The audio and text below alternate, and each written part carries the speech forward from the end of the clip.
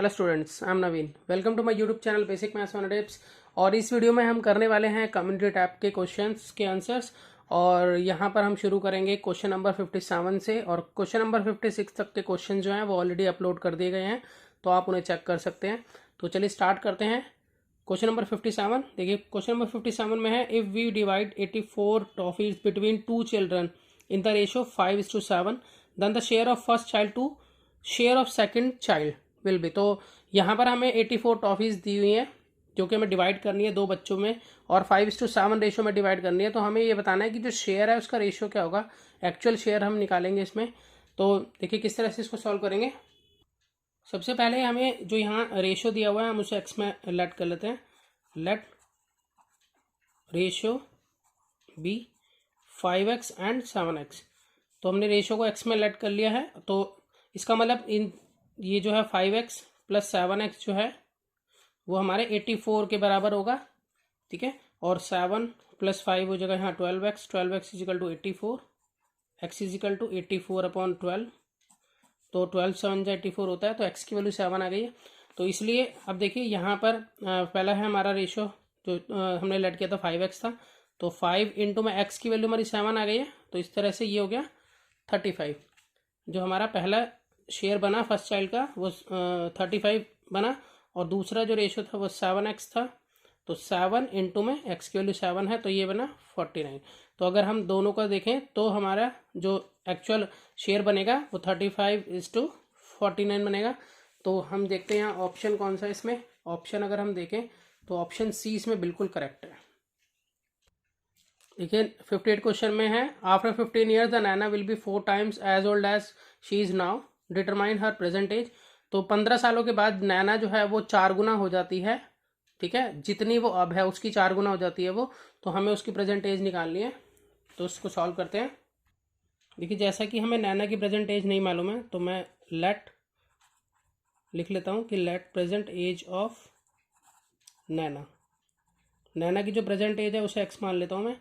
और after 15 years मतलब 15 सालों के बाद उसकी जो एज होगी वो हो जाती है 4x, मतलब 4 गुना हो जाती है, तो 4x हो जाती है। तो according to question A2Q short में लिख रहा हूँ मैं। अकॉर्डिंग टू क्वेश्चन हम ये कह सकते हैं कि अगर मैं उसके 15 साल के बाद की एज और अभी की एज का डिफरेंस निकालूं तो उसमें 15 साल का ही डिफरेंस आएगा, ठीक है। तो इसका मतलब हमारी एक इक्वेशन क्रिएट हो गई है। अब हम इसको सॉल्व कर सकते हैं। तो यहाँ 4x में से x गए तो बचा 3x, यहाँ 15, तो x इज इक्वल टू 15/3, तो 3 5 जा 15। इसका मतलब उसकी जो प्रेजेंट एज है वो 5 ईयर्स की है, ठीक है। तो हम इसको देखते हैं। तो यहाँ पर अगर हम देखें 5 ईयर्स, ऑप्शन बी जो है वो हमारा यहाँ बिल्कुल करेक्ट है। चलिए नेक्स्ट क्वेश्चन की तरफ चलते हैं। देखिए क्वेश्चन नंबर 59 में हमें दिया है the area of square table is 441 square metres, the length of side of table will be. तो हमें एक स्क्वायर टेबल है, उसका एरिया गिवन है 441 और हमें इसकी साइड निकालनी है। तो देखिए इसको कैसे सॉल्व करेंगे। सबसे पहले मैं लिख लेता हूँ कि एरिया ऑफ स्क्वायर टेबल जो है वो हमें गिवन है 441, ठीक है। 441 हमें यहाँ पे गिवन है, और ये किस में गिवन है अगर हम यहाँ देखें तो स्क्वायर मीटर में गिवन है यहाँ पर हमें। तो यहाँ पर मीटर स्क्वायर लिख लेते हैं, ठीक है। अब क्या करना है, देखिए एरिया ऑफ स्क्वायर जो होता है वो होता है साइड का स्क्वायर। साइड का स्क्वायर जो है 441 के बराबर है। तो अब हम इसको यहाँ पर जो है सॉल्व करेंगे। ये जो स्क्वायर है यहाँ जब शिफ्ट होगा इक्वल टू के उस तरफ तो ये रूट में कन्वर्ट हो जाता है इस तरह से, यानी कि 441 का हम स्क्वायर रूट निकालेंगे। तो जब हम 441 का स्क्वायर रूट निकालेंगे तो हमारे पास लॉन्ग डिवीजन मेथड होता है और प्राइम फैक्टराइजेशन मेथड होता है, हम किसी से भी निकाल लेते हैं। तो यहाँ पर आपको प्राइम फैक्टराइजेशन मेथड से निकाल कर दिखाता हूँ। 441 ये 3 से जाएगा, 3 1 जा 3, 3 4 जा 12, 3 7 जा 21। फिर यहाँ पर देखिए 7 और 4, ये फिर 3 से जाएगा 12, टोटल इसका 12 आ रहा है क्योंकि 3 4 जा और 3 9 जा। फिर यहाँ 7 पे जाएगा, 7 1 जा 7, 7 7 जा 49 और फिर 7 1 जा 7, इस तरह से। तो हम यहाँ क्या करते हैं, हम जो यहाँ हमारे डबल वैल्यूज में से हम सिंगल ले लेंगे। यहाँ पर 3 into 3 में से 3 लेंगे और 7 into 7 में से 7 लेंगे, तो यहाँ पर हम लिखेंगे कि साइड जो है यहाँ 3 इंटू में 7 यानी कि 21 जो है इसकी साइड आ जाती है मीटर में। तो यहाँ हम चेक करते हैं। देखिए ये देखिए 21 जो है ऑप्शन डी इसमें बिल्कुल करेक्ट है। तो टेबल की जो लेंथ ऑफ साइड होगी वो 21 मीटर होगी। आगे देखिए अगर मैं क्यूब रूट निकालना है यहाँ पर 1.331 का, तो क्या होना चाहिए, चलिए निकालते हैं इसको। तो देखिए यहाँ पर क्यूब रूट निकालना है 1.331 का निकालना है हमें, ठीक है। इसको हटाकर अगर हम देखें तो पॉइंट के बाद हमारे पास 3 डिजिट है, तो यहाँ पर हमारा लगेगा 1000, ठीक है। और क्यूब रूट निकालने के लिए ये साइन होता है इस तरह से, ठीक है। तो हम यहाँ पर इन दोनों को अलग अलग भी कर सकते हैं इस तरह से।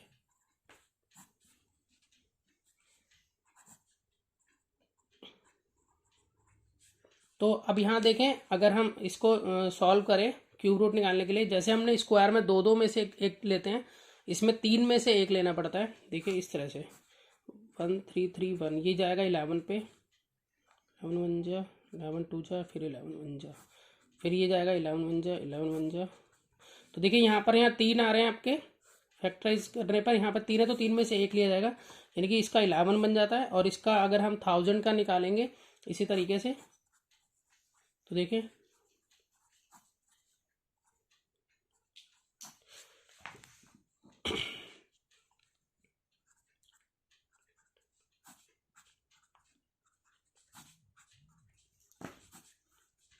तो अगर हम देखें यहाँ पर इसमें से एक 2 रहेगा, इसमें से 5 रहेगा, तो 2 5 जा 10 हो जाता है।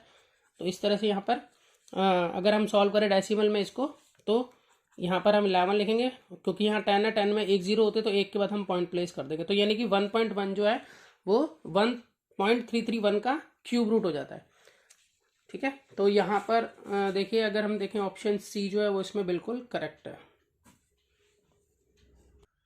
अब अगले क्वेश्चन की तरफ चलते हैं। क्वेश्चन नंबर 61 में देखिए हमें यहाँ दिया है कि 100 gram of butter makes 14 cake, how many cakes will 150 gram make. तो यानी कि 100 ग्राम बटर में जो है वो 14 केक बनते हैं, तो कितने केक बनेंगे 150 ग्राम बटर में। तो यहाँ पर हम यूनिटरी मेथड का यूज़ कर सकते हैं, चाहे तो डायरेक्ट या इन्वर्स वेरिएशन का भी यूज़ कर सकते हैं। तो मैं यहाँ पर आपको यूनिटरी मेथड से इसको सॉल्व करके दिखाऊंगा। देखिए यूनिटरी मेथड के अकॉर्डिंग क्या होता है कि जो भी चीज़ हमें निकालनी होती है उसे हमें राइट हैंड साइड पर रखना है, उसके बाद हमें एक का निकालना है, फिर ज़्यादा का निकालना है। तो जैसा कि यहाँ पर हमें निकालना क्या है, अगर हम देखें तो यहाँ पर हमें केक्स निकालने हैं, ठीक है। तो हम जब हम इक्वेशन बनाएंगे, मतलब इसको स्टेटमेंट में बनाएंगे, तो उसमें हमें केक्स को राइट हैंड साइड पे रखना है। तो देखिए केक अगर हम यहाँ देखें तो केक ये राइट हैंड साइड है, ये लेफ्ट हैंड साइड है, तो राइट हैंड साइड पर ऑलरेडी रखे हुए, तो यही स्टेटमेंट हम लिख सकते हैं एग्जैक्ट। तो मैं इसको इसी तरह से लिख के सॉल्व करता हूँ। देखिए यहाँ पर मैं ऐसे ही लिखता हूँ कि 100 gram of butter makes 14 cakes, exact मैंने लिख दिया।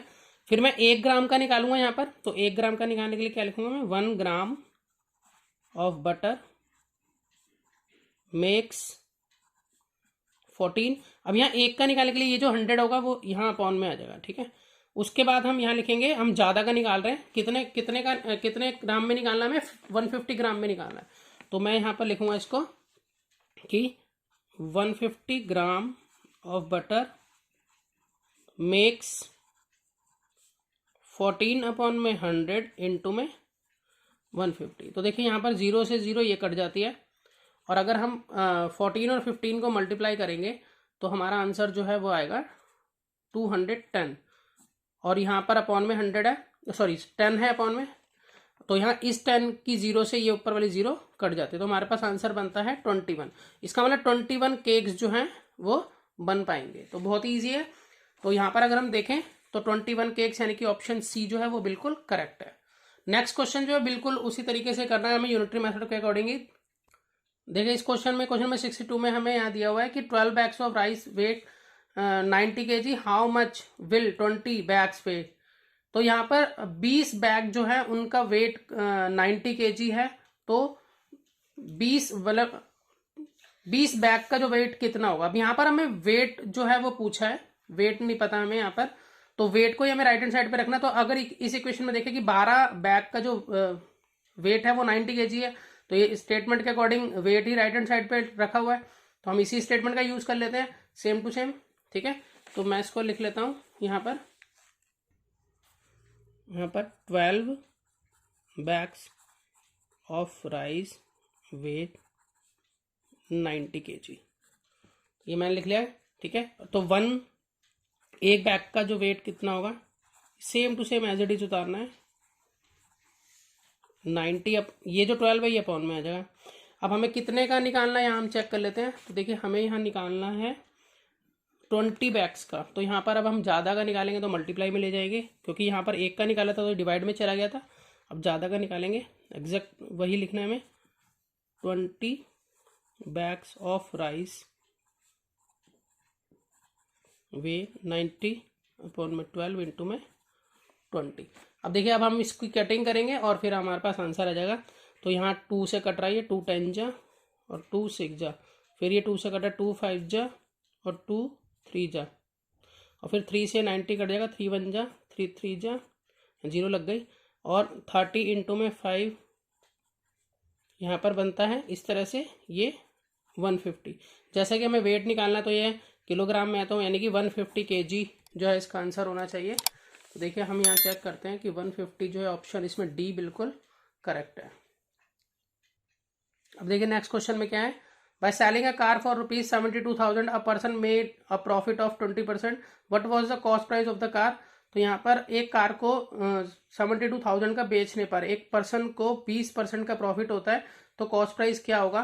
तो देखिए कॉस्ट प्राइस का फॉर्मूला होता है, हम वो पहले लिख लेते हैं इसको। कॉस्ट प्राइस का फॉर्मूला यहाँ पर है, कॉस्ट प्राइस जो होता है वो होता है सेलिंग प्राइस इंटू में 100 और 100 प्लस प्रॉफिट %, ये फॉर्मूला होता है। तो देखिए यहाँ पर हमारे पास 72,000 सेलिंग प्राइस है इंटू में 100 और 100 प्लस प्रॉफिट % अगर हम देखें तो प्रॉफिट % हमारा है यहाँ पर 20%। तो यहाँ 20% का मैं 20 लिखूँ क्योंकि 100 ऊपर चला गया इसका। ठीक है, तो यहाँ पर तो सॉल्व करें तो 72,000 और यहाँ पर इंटू में 100 ऐसे रहने देता हूँ मैं, और यहाँ इन दोनों को जोड़ के आ गया 120। एक जीरो से यहाँ एक जीरो ये काट दी मैंने। ठीक है, और 12 की टेबल में ये 6 जा पे आ जाएगा 72 और यहाँ 3 जीरो ये वाली लग जाएंगी। तो 6000 इंटू में 10 हो गया हमारा 60,000। तो इस तरह से 60,000 जो है वो इसका आंसर हो जाता है। अगर हम देखें इसमें ऑप्शन बी जो है वो 60,000 बिल्कुल करेक्ट है। अब चलते हैं नेक्स्ट क्वेश्चन की तरफ। देखिए नेक्स्ट क्वेश्चन में हमें क्वेश्चन नंबर 64 में गिवन है, the sum of two number is 99 if one number is 20% more than other, find the smaller number. तो यहाँ पर दो नंबर का जो सम है वो 99 है, अगर एक नंबर दूसरे से 20% ज़्यादा है तो छोटा नंबर क्या होगा। तो देखिए यहाँ पर दोनों का सम 99 है, तो हम क्या करेंगे, एक नंबर को x मान लेंगे और दूसरे नंबर को 99 माइनस x मान लेंगे। उसके बाद हम इससे इक्वेशन क्रिएट करेंगे एक, और उसको हम सॉल्व करेंगे। तो देखिए यहाँ पर हम इस तरह से इसको लिख लेते हैं कि लेट वन नंबर जो है हमारा वो x है और अदर नंबर जो है हमारा, क्योंकि दोनों का सम 99 है तो हम दूसरे को हम मान सकते हैं 99 माइनस x। ठीक है, अब क्या करेंगे, अब अकॉर्डिंग टू क्वेश्चन A2Q मतलब अकॉर्डिंग टू क्वेश्चन हमें मालूम है कि एक नंबर दूसरे का 20% है, तो इसको एक नंबर में यहाँ लिख लेता हूं और दूसरा नंबर इसका ही 20%, यानी कि x में x का ही 20% है वो। ठीक है, ये क्वेश्चन हमारी क्रिएट होगी यहाँ पर इस तरह से, 0 से 0 यहाँ पर कैंसिल कर देते हैं और 2 1 जा 2 2 5 जा 10, तो यहाँ पर हो जाएगा x प्लस एक्स अपॉन में 5 और यहाँ पर 99 माइनस x। यहाँ पर हम सॉल्व करेंगे इसको, इसके नीचे 1 लगा देते हैं, 5 एलसीएम हो जाएगा, यहाँ 5x plus x 99 minus x, यहाँ पर हो गया ये 6x अपॉन में 5 99 minus x as it is चल रहा है। अब यहाँ क्रॉस मल्टीप्लाई करेंगे, इसकी क्रॉस मल्टीप्लाई करेंगे तो 5 99 minus x is equal to 6x बन जा 6x हो गया यहाँ, और यहाँ 5 को 99 से मल्टीप्लाई करेंगे तो ये बनेगा हमारा 495 और इसको इससे मल्टीप्लाई करेंगे तो 5x। अब ये 5x 495 इजिकल टू ये जो है 5x उधर चला जाएगा तो 6x प्लस 5x, यानी कि ये हो जाएगा 11x इजिकल टू 495। इस तरह से। अब यहाँ पर ये जो 495 है इसके अपॉन में आ जाएगा 11 एक्स की वैल्यू निकालने के लिए। तो अब हम इसको कट कर लेते हैं। तो 11 4 जा 44 और 11 5 जा यहाँ पर 55। अब यहाँ 45। अब हम चेक करना है कि दूसरा नंबर क्या हो सकता है। तो देखिए दोनों नंबर का सम था 99। अगर हम 99 में से 45 को लेस करें तो हमारा आ जाता है 54। तो 54 और 45 दो नंबर बनते हैं। तो अगर हम देखें तो इसमें हमें स्मॉलर बताना है, तो स्मॉलर हमारा 45 होगा। तो इसका आंसर जो है वो 45A ऑप्शन इसमें बिल्कुल करेक्ट है। तो चलते हैं नेक्स्ट क्वेश्चन की तरफ। देखिए क्वेश्चन नंबर 65 में हमें दिया है a sum of ₹700 divided among A, B and C such that A gets half of B and B gets half of C, the share of C is. तो 700 रुपए हमें A, B और C के अंदर बांटने हैं। इस तरह से बांटने हैं कि A को जो है वो मिलेगा B का हाफ और B को जो है वो C का हाफ मिलेगा। तो C का शेयर क्या होगा। तो यहाँ पर हमें C के शेयर के बारे में कुछ भी नहीं पता है कि C का शेयर क्या होगा। तो सबसे पहले मैं यहाँ लिख लेता हूँ कि जो लेट शेयर ऑफ C जो है, C का शेयर X मान लिया हमने और शेयर ऑफ B को जो है वो क्या मिल रहा है, C का हाफ मिल रहा है। ठीक है, C का हाफ मतलब X का हाफ इस तरह से लिखेंगे यानी कि X/2 हो जाएगा। ठीक है, देखिए यहाँ पे लिखा ना कि जो B है वो B को गेट हो रहा है हाफ ऑफ C। अब जो A है उसको क्या मिल रहा है, उसको B का हाफ मिल रहा है। जो भी B को मिल रहा है उसका हाफ मिल रहा है। तो अब हम यहां लिख सकते हैं कि शेयर ऑफ A का शेयर कितना है, वो जो भी B को मिल रहा है, B को कितना मिल रहा है X/2, उसका हाफ मतलब इस तरह से निकलेगा। तो यानी कि X/4 हो गया। ये 2 2 जा 4 X 1 जा X। तो हमारे पास ये A, B और C तीनों का जो है हमें यहाँ X के फॉर्म में शेयर पता चल गया। तो ये तीनों मिलाकर जो है वो किसके इक्वल है, यहाँ पर देखें तो 700 के इक्वल है। तो यहाँ पर हम इस तरह से इससे इक्वेशन बना लेते हैं कि X plus X/2 plus X/4 जो है वो 700 के इक्वल है। ठीक है, अब हम यहाँ पर इसको सॉल्व कर लेंगे। तो इसके नीचे 1 लगा देते हैं। यहाँ पर एलसीएम जो है 1 2 और 4 का 4 होगा। दोनों की डिवाइड ऊपर से मल्टीप्लाई, यहाँ 4x। इसी तरह से दोनों की डिवाइड डिनोमिनेटर्स की ऊपर से मल्टीप्लाई, तो यहाँ पे 2x। फिर यहाँ पर 4 को 4 से डिवाइड करा 1 को ऊपर से मल्टीप्लाई करा, x इज इक्वल टू 700।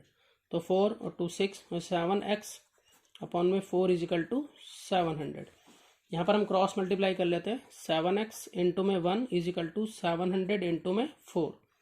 तो 7x 700 इंटू में 4 इज इक्वल टू 700 इंटू में 4 अपॉन में 7। काट देते हैं हम इसको, 100 पे कट जाए। तो यहाँ 100 इंटू 4 करेंगे तो आ जाता हमारा 400। अब जो हमने x माना था वो किसको माना था, हमने यहाँ पे देखिए C का x माना था। तो यानी कि शेयर ऑफ C जो है वो हमारा आ जाता है 400 रुपीज़। ठीक है, तो अगर हम यहाँ चेक करें तो यहाँ पर 400 जो ऑप्शन बी इसमें बिल्कुल करेक्ट है। देखिए क्वेश्चन नंबर 66 में हमें गिवन है the diameter of a circle is 105 centimetre less than the circumference, what is the diameter of circle. तो यहाँ पर जो डायमीटर जो है सर्कल की वो 105 कम है सर्कमफ्रेंस से। तो इसका मतलब हम ये कह सकते हैं कि अगर हम सर्कमफ्रेंस में से डायमीटर को लेस करें तो हमारे पास 105 सेंटीमीटर आएगा।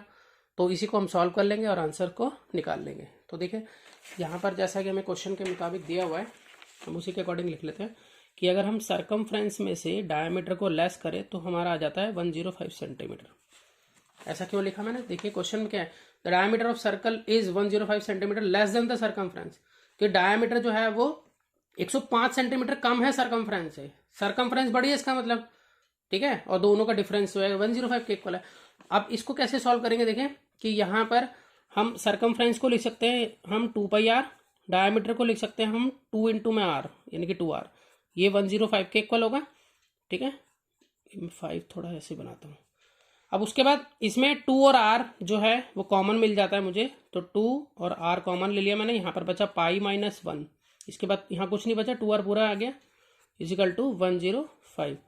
तो 2r इंटू में पाई की वैल्यू 22/7 रख देते हैं यहाँ पर इजिकल टू 105। तो यहाँ पर इसको हम सॉल्व करेंगे, इसके नीचे 1 लगा देते हैं। 2r इंटू में यहाँ दोनों का एलसीएम 7 को 7 से डिवाइड करा 1 को ऊपर से मल्टीप्लाई करा, दोनों की डिवाइड करा 7 को 1 से मल्टीप्लाई करा तो यहाँ 2R मल्टीप्लाई, इसमें से इसको मैं लेस कर देता हूँ तो 15 बच जाता है इजिकल टू 105।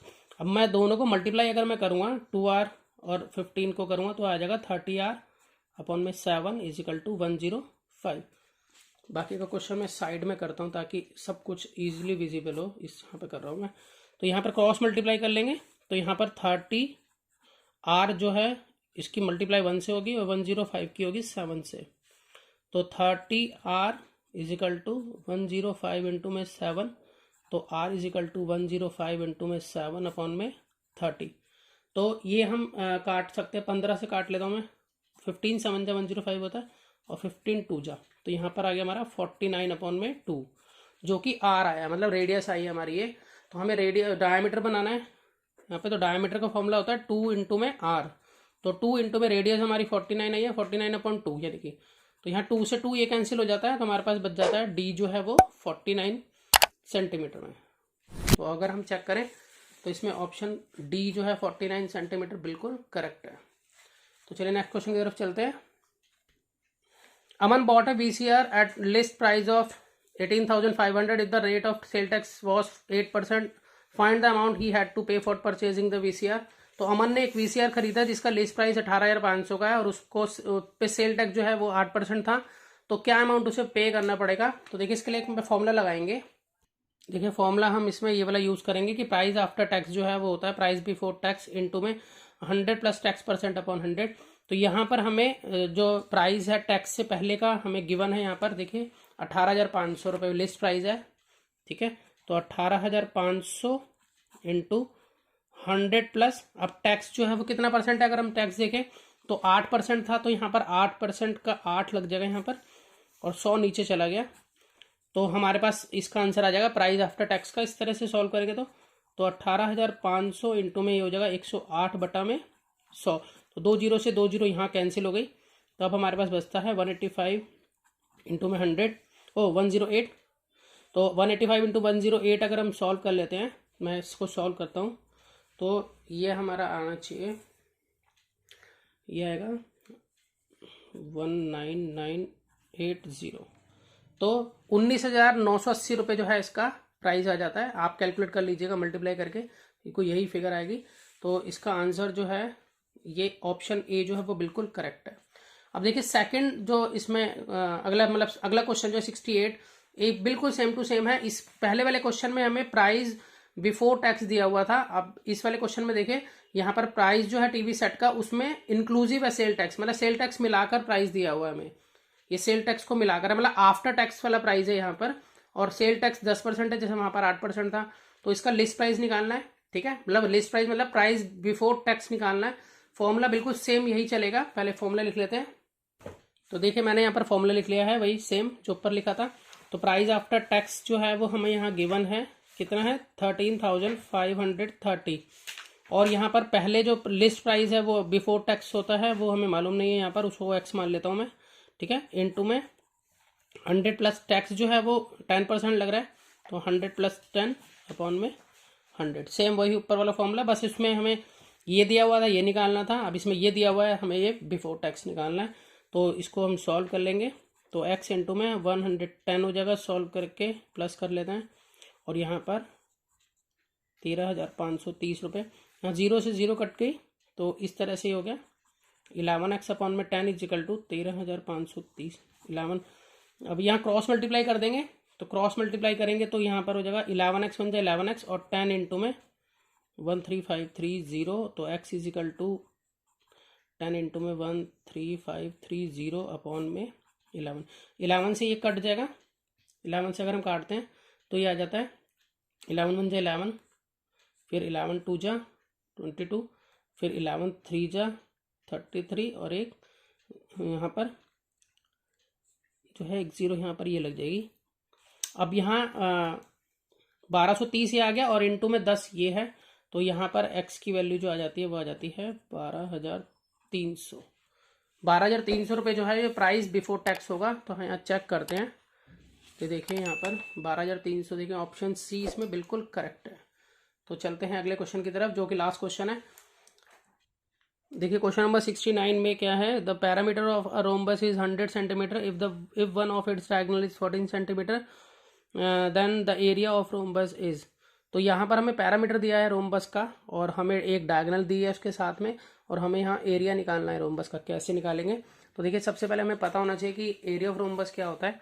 तो एरिया ऑफ रोम्बस के दो फॉर्मूले होते हैं, एक तो है बेस इंटू हाइट, क्योंकि रोम्बस जो है वो एक पैलोग्राम की शेप में होता है, इसलिए हम उसे बेस इंटू हाइट से भी निकाल सकते हैं। या फिर हमें एक और फॉर्मूला इस्तेमाल कर सकते हैं हम इसमें कि 1/2 D1 इंटू D2, जिसमें D1 डायगनल 1 और D2 डायगनल 2, यानी कि दोनों डायगनल्स का प्रोडक्ट को मल्टीप्लाई करेंगे अगर हम 1/2 से, तो हमारा एरिया आ जाता है। तो जब हम यहाँ क्वेश्चन में देखें तो हमें पैरामीटर का यहाँ पर रोम्बस का पैरामीटर यहाँ गिवन है। तो रोम्बस देखिए इस तरह की शेप होती है, इसमें चारों साइड इक्वल होती है। ये मैंने एक रफली फिगर बनाई है, इसमें चारों साइड इक्वल हैं, यानी आप थोड़ा देख लेना उसमें।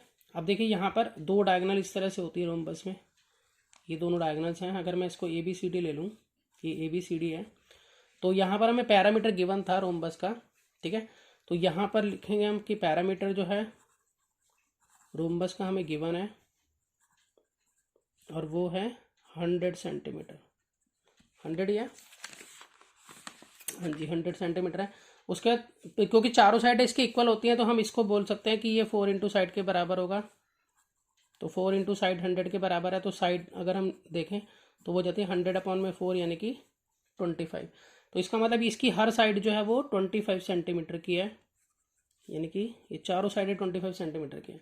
और इसकी D1 जो है वो हमें दे रखी है, D1 मतलब डायगनल 1, कोई भी डायगनल ले लो। अगर हम AC ले लेते हैं तो AC जो है वो अगर हम देखें वो हमारी है 14 सेंटीमीटर, हाँ जी 14 सेंटीमीटर यहाँ पर हमें दिया हुआ है डायगनल 1। तो जो डायगनल इसमें रोम्बस के अंदर जो डायगनल्स होती हैं वो 90 डिग्री पे बाइसेक्ट करती हैं, ये 90 डिग्री होता है हर तरफ से अगर देखें तो इसको मैं O मान लेता हूँ, जहाँ पर ये दोनों डायगनल एक दूसरे को इंटरसेक्ट कर रही हैं। तो अगर यहाँ पर हम देखें कि इन ट्रायंगल, इसमें 4 ट्रायंगल बन रहे हैं आपके, तो मैं AOB ट्रायंगल ले रहा हूँ। यहाँ पर AOB ट्रायंगल के अंदर अगर हम यहाँ देखें तो देखिए यहाँ पर 90 डिग्री के बिल्कुल जस्ट सामने जो साइड बनती है एक राइट एंगल ट्रायंगल के अंदर, वो हमेशा होती है हाइपोटेनस। इसका मतलब यहाँ AB जो है वो हाइपोटेनस है, और बेस और हाइट में से हम किसी को भी ले सकते हैं, चाहे तो इसको बेस मान ले चाहे इसको ले लें। और साथ में हमें देखिए यहाँ पर AC जो है, अगर यहाँ 14 दी हुई है, 14 सेंटीमीटर दे रखी है, और अगर मैं OA निकालूं, OA मतलब ये, तो जैसा कि मुझे पता है कि डायगनल्स जो है बाइसेक्ट करती हैं, तो मतलब ये पूरी 14 है तो इतनी 7 होगी, इसका मतलब 7 7 होगी ना दोनों तरफ, AO भी 7 होगी, OC भी 7 होगी। तो मुझे OA अगर मैं देखूं तो वो AC का आधा होगी, यानी कि 14/2 7 सेंटीमीटर। तो इस वाले पार्ट को मैं जैसे अलग कर लूँ अगर, तो यहाँ देखिए इस तरह से ये O है, ये A है मेरा, ये B है, ये तो मैं 25 ऑलरेडी निकाल चुका हूँ, और ये मैंने अभी अभी जस्ट 7 निकाला है, क्योंकि मुझे पता है कि डायगोनल बाइसेक्ट करती है तो हाफ हाफ हो गई, 14 है दी हुई है तो 7 7 हो गई इसका मतलब। तो अगर मैं ये निकाल लूँ, ठीक है, तो उससे मैं जो है इस ये वाली डायगोनल पूरी निकाल पाऊंगा, क्योंकि जितनी मुझे OB पता चलेगी उतनी ही OD भी होगी, यानी कि OD और OB मिलके DB पूरी बन जाएगी, जिससे दूसरी डायगोनल आ जाएगी, और फिर मैं एरिया का फॉर्मूला पुट कर पाऊंगा। तो यहाँ पर अगर मैं देखूँ तो अगर मुझे OB निकालनी है तो यहाँ OB जो है वो बेस या हाइट कुछ में से कोई भी ले सकते हैं। तो OB निकालने के लिए हम क्या करेंगे, रूट में हमें क्या करना होगा, हाइपोटेनस के स्क्वायर में से यानी कि AB के स्क्वायर में से हमें लेस करना होगा यहाँ पर OA का स्क्वायर, यानी कि 7 का स्क्वायर। पाइथागोरस थ्योरम के अकॉर्डिंग हम इसको कर रहे हैं। तो पाइथागोरस थ्योरम के अकॉर्डिंग हमने क्या करा है कि इस वाले ट्रायंगल के अंदर हमें हाइपोटेनस पता है, और इसको हम कोई भी मान ले, हाइट या बेस कुछ भी मान सकते हो, ठीक है। तो हमें जो है दूसरी वाली OB निकालनी है, तो OB निकालने के लिए हाइपोटेनस के स्क्वायर में से मैंने जैसे बेस मान लिया अगर इस वाली साइड को, तो बेस का स्क्वायर लेस करेंगे तो मेरे पास OB आ जाएगा। तो 25 का स्क्वायर जो होता है वो होता है 625, और ये होता है हमारा 7 का स्क्वायर 49। तो अगर मैं इसमें से इसको लेस करूँगा तो ये बन जाता है हमारा 576, और 576 का मतलब अगर हम इसका स्क्वायर रूट निकालें तो वो बनेगा हमारा 24। आप प्राइम फैक्टराइजेशन मेथड से आप निकाल कर सॉल्व कर कीजिएगा, आपका आंसर 24 आ जाएगा 576 का। और इसके ऊपर वीडियो भी बनाई हुई है मैंने स्क्वायर रूट पर, अगर आप चाहें कि स्क्वायर रूट कैसे निकाला जाता है तो इसको आप डिटेल में देख सकते हैं। लॉन्ग डिवीजन मेथड और प्राइम फैक्टराइजेशन मेथड मैंने सिखाया हुआ है इसमें। तो 24 सेंटीमीटर जो है वो इसका हमारा OB आ जाता है। अब अगर हम देखें DB निकालना, DB जो है वो क्या होगा, DB DB जो है वो OB का डबल होगा, ठीक है। OB हमारा 24 है, 24 इंटू में 2 यानी कि 48 सेंटीमीटर होगा हमारा DB। तो 1/2 बेस इंटू हाइट, इसका फॉर्मूला होता है area of rhombus, sorry 1/2 D1 into D2 होता है एरिया ऑफ रोम्बस का फॉर्मूला, ठीक है। Area of rhombus is equal to 1/2 into D1 into D2, जिसमें से D1 तो हमें गिवन थी 14 और D2 जो है वो अभी अभी मैंने निकाली है वो है 48। तो यहाँ पर 2 से ये कट गया 57 पे, ठीक है, 2 7 14, और यहाँ पर 7 को 48 से मल्टीप्लाई करते हैं तो आ जाता है हमारा 336 सेंटीमीटर स्क्वायर। तो इसका आंसर जो है 336 सेंटीमीटर स्क्वायर जो है वो होगा। तो यहाँ पर चेक करते हैं तो हम देखते हैं ऑप्शन सी इसमें बिल्कुल करेक्ट आता है। तो ये क्वेश्चन थोड़ा सा लॉन्ग था, ठीक है, बाकी क्वेश्चन जो हैं इजी थे थोड़े। अब मिलते हैं नेक्स्ट वीडियो में और नए क्वेश्चंस लेकर। तो आप कम्युनिटी टैब के क्वेश्चंस देने की आंसर्स देने की कोशिश कीजिए, और जो भी आपको क्वेश्चंस नहीं आते हैं उसके लिए आप वीडियो देख सकते हैं और आपको उसकी डिटेल मालूम चलेगी। और इसी तरह से अगर आप डिफरेंट टाइप के क्वेश्चन सॉल्व करेंगे तो आपकी मैथ्स 100% इंप्रूव होगी। तो मिलते हैं नेक्स्ट वीडियो में। अगर आपको वीडियो अच्छी लगी हो तो इसे लाइक कीजिए, सब्सक्राइब कीजिए और शेयर कीजिए। Okay, good bye.